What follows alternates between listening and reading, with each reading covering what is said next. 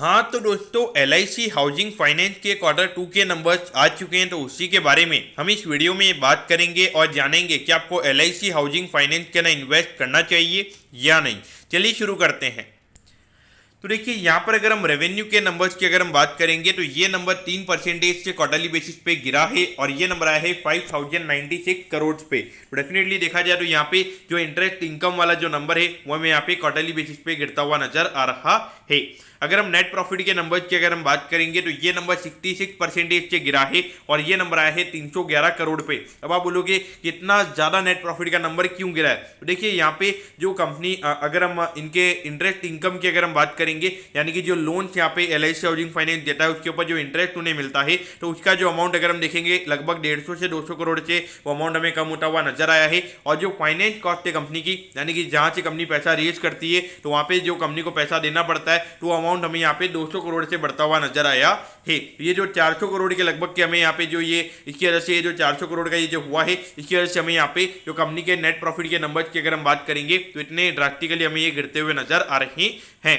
तो देखिए जो फाइनेंस कॉस्ट यहाँ पे कंपनी की बढ़ी है तो इसका जो मेन रीजन है जो भी रेपो रेट हमें बढ़ती हुई नजर आई है, जो लगातार 2 बार RBI ने रेपो रेट बढ़ाया है तो उसकी वजह से फाइनेंस कॉस्ट यहाँ पे कंपनी की बढ़ी है। लेकिन एट द सेम टाइम अगर हम देखेंगे तो वहाँ पे कंपनी की इंटरेस्ट इनकम नहीं बढ़ी है। यहाँ पे ऑल ओवर दी एरियाज अगर हम देखेंगे जितनी भी फाइनेंस कंपनीज है काफी अच्छे नंबर्स अभी उनके आ रहे हैं, काफी अच्छी लोन ग्रोथ हमें देखने को मिल रही है। और उस टाइम पे भी अगर यहाँ पे कोई ग्रोथ देखने को नहीं मिल रही है तो वहाँ पे डेफिनेटली देखा जाए तो एक बहुत बड़ा अंडर परफॉर्मेंस हमें यहाँ पे कंपनी की तरफ से देखने को मिल रहा है।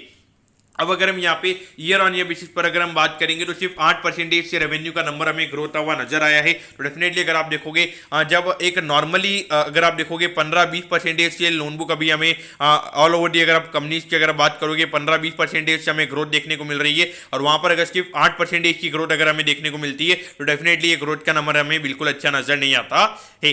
अगर हम प्रॉफिटेबिलिटी की बात करेंगे तो ये नंबर 24% से बढ़ा है। तो देखिए पिछले साल थोड़ा प्रोविजनिंग का नंबर यहाँ पे कंपनी का ज्यादा था तो वो थोड़ी प्रोविजनिंग वगैरह भी कम हुई है और उसके अलावा रेवेन्यू का जो बेस इफेक्ट है वो काफी ज्यादा है और प्रॉफिटेबिलिटी का जो बेस इफेक्ट है कंपनी का वो काफी कम है। तो उसकी वजह से हमें यहाँ पे ये प्रॉफिटेबिलिटी इतनी ज्यादा बढ़ती हुई नजर आ रही है। बाकी ऑल ओवर अगर हम देखेंगे तो कंपनी के नंबर्स हमें यहाँ पे अच्छे नजर नहीं आते हैं।